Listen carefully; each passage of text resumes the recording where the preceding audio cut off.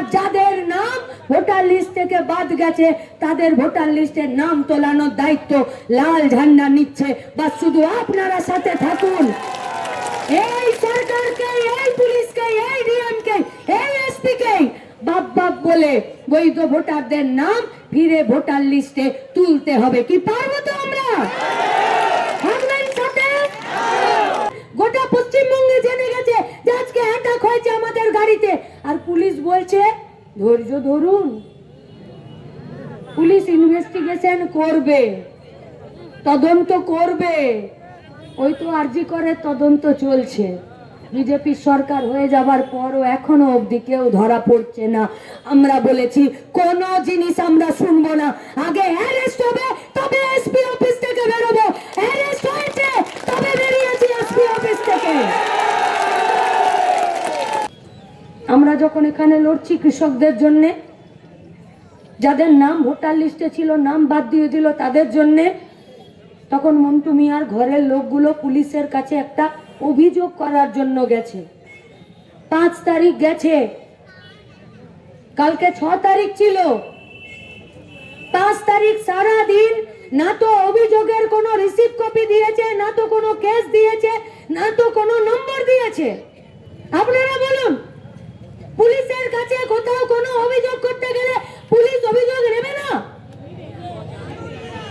Police অভিযোগ নিয়ে কাগজ ফেরত দেবে না? কেস নাম্বার দেবে না? তখন পুলিশ চুপচাপ। যখন আমরা কাল সকাল থেকে এই যে দেখছেন কালো কোট পরে আমাদের কমরেডরা, উকিল বাবুরা, এরা আমাদের পার্টির নেতা, এরা উকিল, এরা যখন সকাল থেকে ওখানকার পার্টির নেতারা, পার্টি কর্মীরা, তাদের পরিবাররা যখন সবাই মিলে একসাথে বসে এই জিনিসটাকে ফিরে কথাবার্তা বলতে শুরু করেছে, তখন টিকটিকিরা খবর দিয়ে দিয়েছে থানাতে যে সিপিআইএম ছেড়ে কথা বলবে না, সন্ধ্যের মধ্যে বাড়ি থেকে লোক ডেকে পাঠিয়েছে, দিয়ে বলেছে তুমি আবার অভিযোগ করো। কেস নাম্বার দিয়েছে, রিসিভিং কপি দিয়েছে। আমরা আজকে সেই বউটার সঙ্গে আর ওই অনাথ বাচ্চাটার সঙ্গে, মেয়েটার সঙ্গে একটা বার সকাল সকাল ঘুম থেকে উঠে আমরা সবাই মিলে গেছিলাম যে একবার বাড়িটাতে যাই, কি আন্দোলন হবে, কি লড়াই হবে, তার আগে ওরা কি খাবে, কি করে বাঁচবে, মেয়েটার লেখাপড়া কি করে হবে, কোথায় থাকবে। ঘরের গার্জেনটার চলে গেল মাথার উপর থেকে। আমরা কোন অন্যায় করেছি ওদের বাড়ি গিয়ে? আমাদের যাওয়া উচিত নয়? ও তো আমার দাদা, ও তো আমার বাড়ির লোক, ও তো লাল ঝান্ডার লোক। অন্যায় করেছি? কাল আমাদের এই গোটা পরিবারে কারো কোনো অসুবিধা হবে, আমরা যেতে পারবো না তার বাড়ি? ওই গাড়ি আরেকটু এসে গিয়ে পরিযায়ী শ্রমিক, ঘরে বুড়ো মা বাপ উঠোনে চেয়ারে বসে চোখে জল ফেলছে। কেন না ছেলেটার লাশটা মুম্বাইয়ে পড়ে আছে। অন্য একটা ছেলে পরিযায়ী শ্রমিক, কোচবিহারে বাড়ি, কাজ পায়নি, মহারাষ্ট্রে কাজ করছে, 3 তলা বিল্ডিং এ দাঁড়িয়ে কাজ করেছে, পড়ে গেছে, ছেলে মরে গেছে, বউ আছে, বাচ্চা আছে, বাপ মা উঠোনে বসে কাঁদছে, আর বউ ওখানে লাশটাকে নিয়ে বসে আছে। কি করে কোচবিহার নিয়ে আসবে? ট্রেনে না ফ্লাইটে? কোথায় টাকা ধার করবে? আমরা অন্যায় করেছি ওর বাবা মায়ের সঙ্গে দেখা করতে গিয়ে? যাওয়া উচিত নয় আমাদের? এইটা আমাদের রাজনৈতিক পাপ, এইটা আমাদের অন্যায়, এইটা আমাদের নোংরা রাজনীতি। যদি এটাকে কেউ নোংরা রাজনীতি বলে, তা আমরা তাদেরকে বলছি আমাদের কোচবিহারের এরপর থেকে যে যে মানুষের সাথে যা যা অন্যায় হবে তাদের সবার বাড়ির উঠোনে লাল ঝান্ডা যাবে, পৌঁছাবে, দাঁড়াবে, করবে কাজ।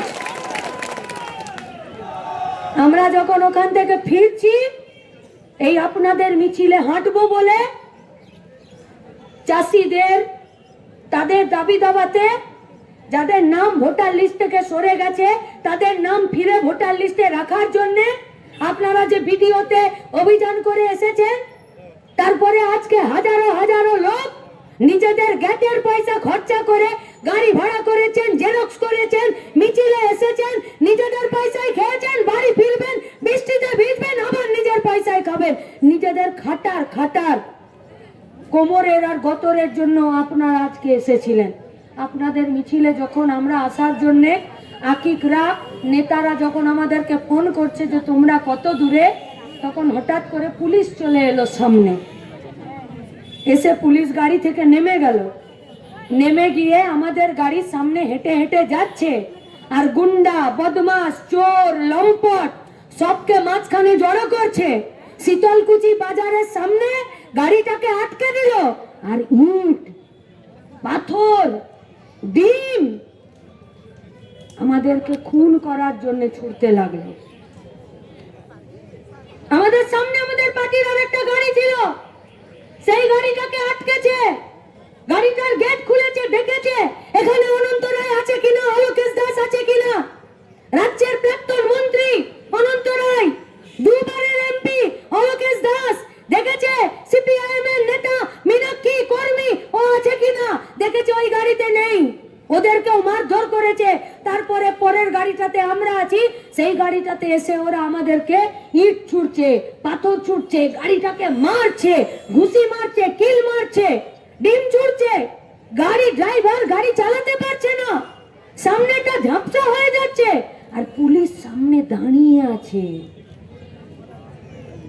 পুলিশের সামনে ইট ছুটছে, পুলিশের সামনে পাথর ছুটছে, পুলিশের সামনে আমাদেরকে মারছে, পুলিশের সামনে আমাদেরকে গালিগালাজ করছে, পুলিশের সামনে বলছে এদেরকে প্রাণে মেরে দে। আর পুলিশ দাঁড়িয়ে আছে, পুলিশ আমাদের গাড়িকে বলছে এদেরকে বের করে দাও। এটা পুলিশের কাজ? এটা কাজ পুলিশের?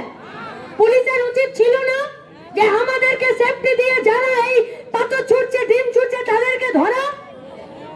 গাদা গাদা পুলিশ দাঁড়িয়ে থেকে ওদেরকে না ধরে পুলিশ বলছে তোমরা পালিয়ে যাও। পালিয়ে যাবো আমরা?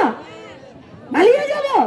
আজকে আমরা পালিয়ে যাব, কালকে অন্য কাউকে ধরে মেরে দেবে, খুন করে দেবে, কি ঠিক তো?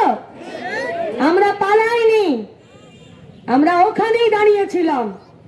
শেষে আমাদের গাড়ির গেট খুলে আমাদের তিনজন পার্টি কমরেডকে নামিয়ে ওরা পেটাতে শুরু করে।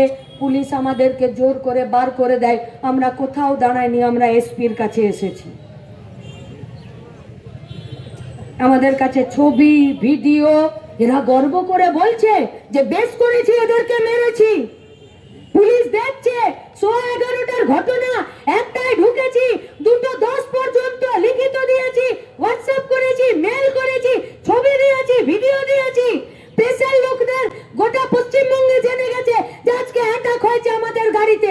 আর পুলিশ বলছে ধৈর্য ধরুন, পুলিশ ইনভেস্টিগেশন করবে, তদন্ত করবে।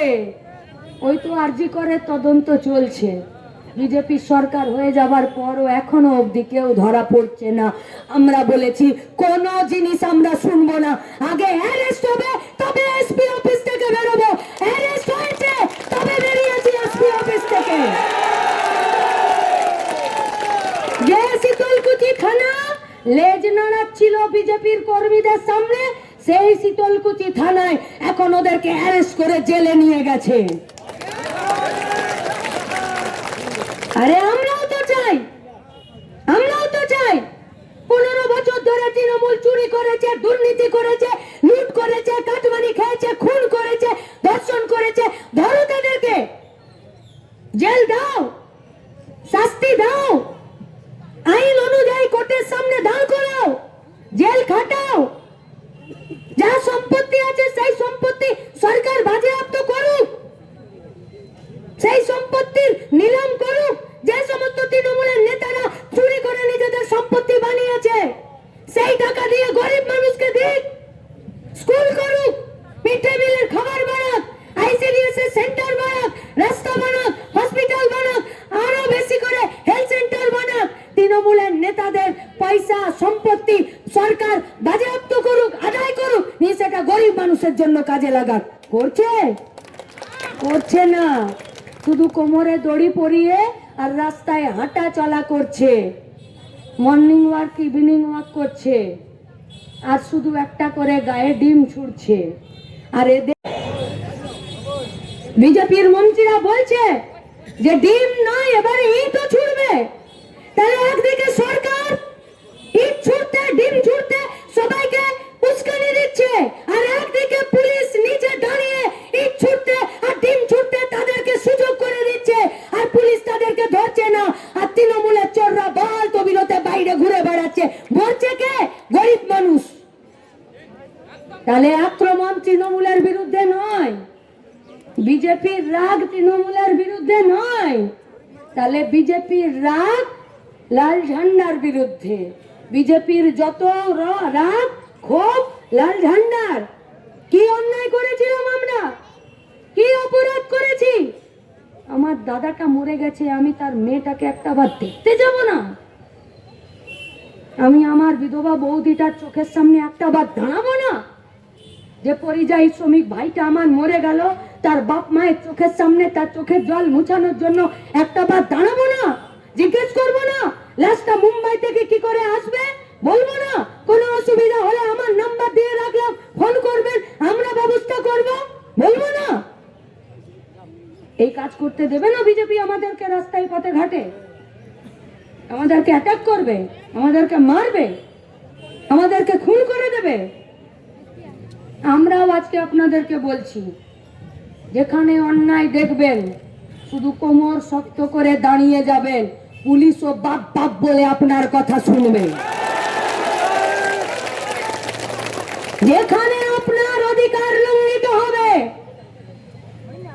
যেখানে আপনার উপরে আক্রমণ হবে, আপনাকে দাবিয়ে দেবে, আপনার মাথা নামিয়ে দেবে, সেটা ডিএম হোক, এসপি হোক, পুলিশের থানা হোক, বিডিও হোক, বা বিজেপির হনু নেতারা হোক, বা তৃণমূলের চোর ছেচর গুলো হোক, কেউ ভয় পাবেন না। লাল ঝান্ডা আছে, দাঁড়িয়ে যাবেন, লড়ে নেবেন। এদের বাপদেরকেও বাপ বলতে বাধ্য করব আমরা। শুধু আপনারা ঠিক থাকুন আর রাস্তায় থাকুন, ঠিক থাকুন। এরা কত ডিম ছুটতে পারে পশ্চিমবঙ্গে, এদের এই কালচার আমরা বন্ধ করে দেব। এদের ডিম ছড়ানো যদি ছুটিয়ে না দিয়েছি, তোমাদের যদি তৃণমূলের চোর দুর্নীতিগ্রস্ত নেতাদেরকে ধরার আছে, তোমরা ধরো, অ্যারেস্ট করো, জেল দাও, দাও শাস্তি। আছে বুকের পাটা? পারবে অভিষেক ব্যানার্জিকে অ্যারেস্ট করতে? করো অ্যারেস্ট। পারবে তৃণমূলের গুন্ডা বদমাইশ গুলোকে বছরের পর বছর জেল খাটাতে? ওই তো ধরছে, আর সব তো জামিনে বেরিয়ে যাচ্ছে। আমরা আজকে পুলিশকে বলে এসেছি পরিষ্কার,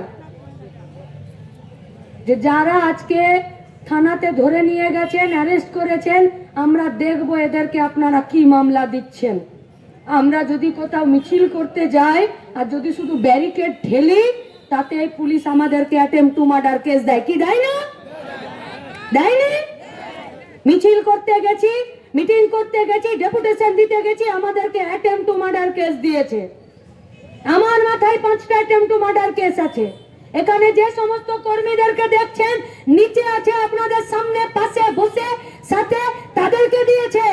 আমরা দেখতে চাই আজকে আমাদেরকে যারা ইট ছুড়লো, মারলো, গাড়ি থেকে টেনে বার করে মারলো, বললো এদেরকে প্রাণে মেরে দে, গাড়ি থেকে টেনে বের করে পিটলো, আমরা দেখতে চাই পুলিশ এদেরকে অ্যাটেম্প টু মার্ডার কেস দিচ্ছে কি না।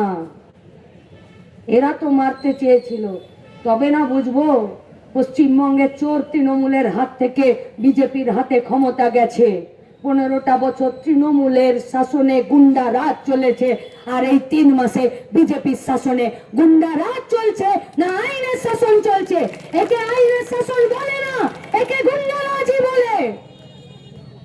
আর এই গুন্ডারাজই ফিরে পশ্চিমবঙ্গে শুরু হয়েছে।